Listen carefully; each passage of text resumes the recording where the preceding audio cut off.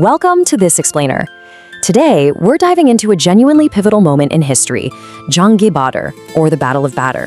We're going to explore the raw events, the crazy contrasts on the battlefield, and, the core principles that defined a seemingly impossible outcome.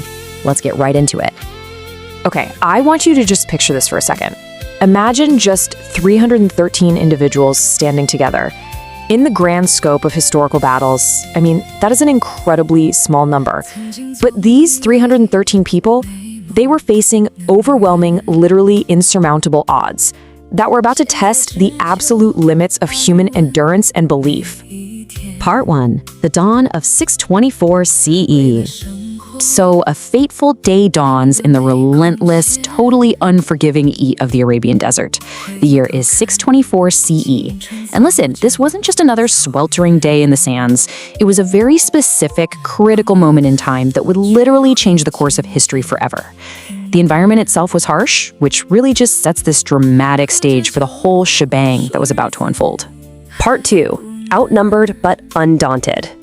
Now, the stark contrast out there on the battlefield was just staggering. On one side, you have those 313 Muslims with severely limited resources. We're talking no massive armories, no endless supply chains.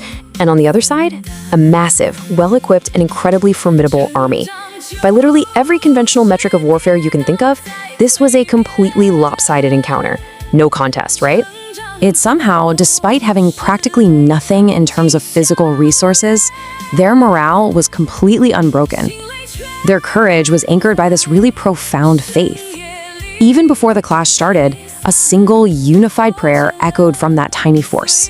"O Allah, help us." And it was exactly this deep reliance on a higher power that fueled their immense resolve. Part 3. Discipline and divine help. But here's the thing. When the forces actually collided, that smaller group didn't just sit back and cross their fingers, right? They didn't just rely on hope. They executed their defense with extreme steadfastness, intense discipline, and just sheer absolute bravery. In the total chaos of battle, they held their ground. It was like a perfect storm of inner conviction meeting outward physical resolve.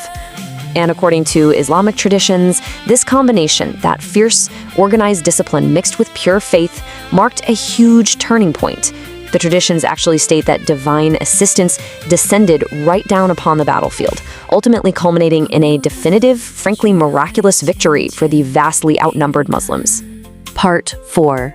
The ultimate lesson. So what does this all mean for us? Well, the account of the Battle of Badr leaves us with this incredible, timeless framework for overcoming our own monumental challenges. Because true success, it isn't merely a product of the numbers you have or the sheer physical power or resources you hold in your hands. Instead, it's fundamentally built on 4 pillars: faith, patience, unity, and a really deep trust in a higher power.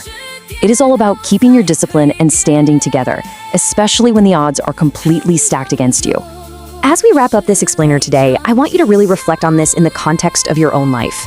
When you're standing out there in your own proverbial desert, facing massive obstacles, does victory really come down to just the numbers? Or is it those unseen forces, your discipline, your unity, and your steadfast belief that ultimately decide the outcome? Something to think about for sure. Keep questioning and keep learning.